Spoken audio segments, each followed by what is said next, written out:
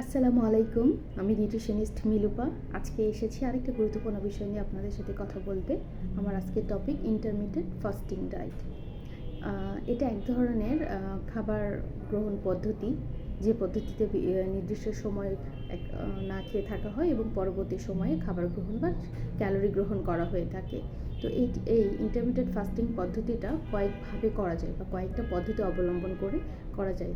প্রথমে আসি 16:8, 16 ঘন্টা ফাস্টিং বা না খেয়ে থাকা এবং 8 ঘন্টা খাবার গ্রহণ। এই 8 ঘন্টার মধ্যে সব ধরনের ক্যালোরি গ্রহণ করা আর বাকি 16 ঘন্টা ফাস্টিং থাকা।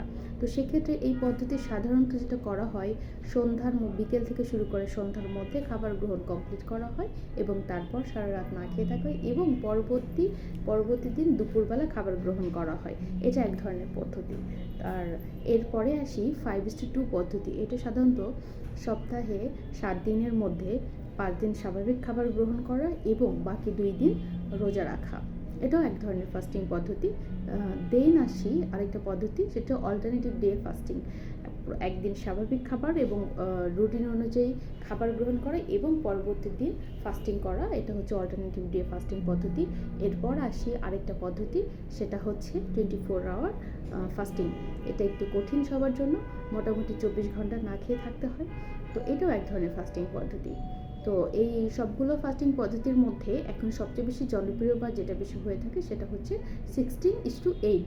এই পদ্ধতিটাই সাধারণত বেশি জনপ্রিয়।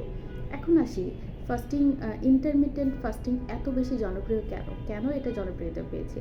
কারণ আমাদের মধ্যে ডে বাই ডে ওবেসিটির প্রবণতা বেড়ে যাচ্ছে, আর এই ওবেসিটিকে কন্ট্রোল করার জন্যই মূলত ওয়েট লস প্রসেস অনেক বিভিন্ন জন বিভিন্নভাবে ওয়েট লস করতে চাচ্ছে এবং এর মাঝে বলা যেতে পারে যে ইন্টারমিটেন্ট ফাস্টিং করে খুব ভালো ওয়েট লস করা পসিবল হয়, আর তার জন্য ইন্টারমিটেন্ট ফাস্টিং ডায়েটের মোটামুটি জনপ্রিয়তা পেয়েছে। এখন আসি কিভাবে ইন্টারমিটেন্ট ফাস্টিং ডায়েট করলে আপনি একটা গুরুত্বপূর্ণ ভালো রেজাল্ট পেতে পারেন।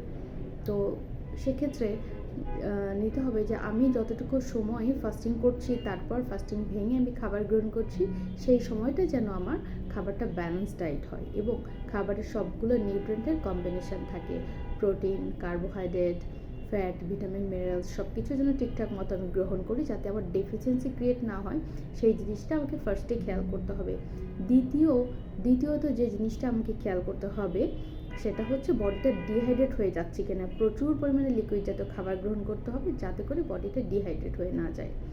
থার্ড হচ্ছে কিছু মেডিকেল কন্ডিশনের দিকে অবশ্যই গুরুত্ব দিতে হবে, যে মেডিকেল কন্ডিশনে ফাস্টিং করা যায় না বা ফাস্টিং করলেও আপনার বডি সেটাকে নিতে পারছে কি না সেই বিষয়টা খেয়াল রাখতে হবে।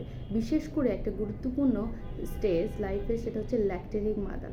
একটা ল্যাকটেটিং মাদারকে অবশ্যই আমি বলবো যাতে আপনি ইন্টারমিটেন্ট ফাস্টিংটা না করার জন্য। দেন আসি কিছু মেডিকেল কন্ডিশন, আপনার শরীর যদি সায় না দেয় তবে অবশ্যই সেটা করবেন না। ইনকেস আপনি যদি করতেই চান, অবশ্যই আপনি একটা অভিজ্ঞ ডায়েটিশিয়ান বা নিউট্রিশনিস্টের পরামর্শ অনুযায়ী ডায়েটটা করতে পারেন।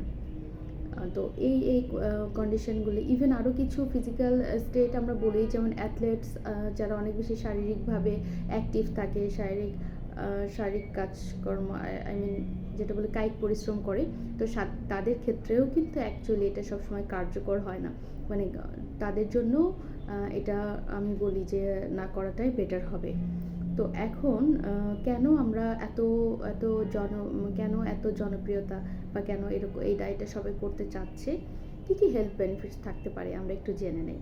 তো সেক্ষেত্রে প্রথমেই বলেছিলাম যে এটা ওয়েট লস, খুব ভালো ওয়েট লস করে, যেহেতু একটা নির্দিষ্ট টাইম পিরিয়ড একটা খাবার গ্রহণ থেকে বিরত থাকা হয়, আর ওই সময় ক্যালোরি, বডিতে স্টোরেজ যে ক্যালোরি সেটা বার্ন হয়, সে অটোফ্যাগি যে প্রসেসটা সেটা শুরু হয়, অ্যাট দ্যাটস ওয়াই যথেষ্ট পরিমাণে ক্যালোরি বার্ন হয়, ইনচেস লস হয়। তো এইটা একটা গুরুত্বপূর্ণ বিষয়। আরেকটা বিষয় হচ্ছে মেটাবলিজম খুব ভালো হয়, মেটাবলিজম বুস্ট আপ হয়।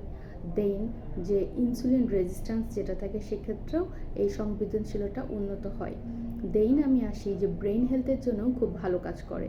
যেমন কিছু মেডিকেল কন্ডিশনের ক্ষেত্রে, যেমন ব্রেইনের এজিং প্রসেসটা একটু স্লো হয়, যেমন অ্যালজাইমার যে ব্রেন ডিজিজ যেটাকে বলি, এই ডিজিজটার ক্ষেত্রেও কিন্তু খুব ভালো একটা রেজাল্ট পাওয়া যায়।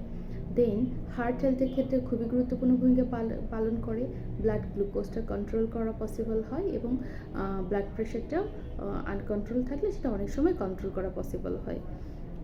দেন আমি আসি যে এই এত উপকারিতার মাঝেও এই ডায়েট প্যাটার্নটা আপনার শরীরের জন্য কতটা উপকারী সেটাও কিন্তু আমাদেরকে মাথায় রাখতে হবে।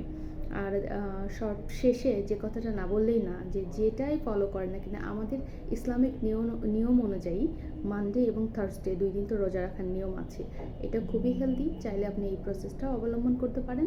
তবে সেক্ষেত্রেই ওই যে বারবার যেটা আমি বলছি যে আপনার ফিজিক্যালি কতটা ফিট তার উপর ডিপেন্ড করছে আপনি ইন্টারমিটেন্ট ফাস্টিংটা করতে পারবেন কি পারবেন না। আর সর্বোপরি লাস্ট একটা কথা না বলেই না, যে ব্যালেন্স ডায়েটের উপরে কোনো ডায়েট নাই, অবশ্যই ট্রাই করা উচিত হেলদি ওয়েতে ওয়েট লস করা।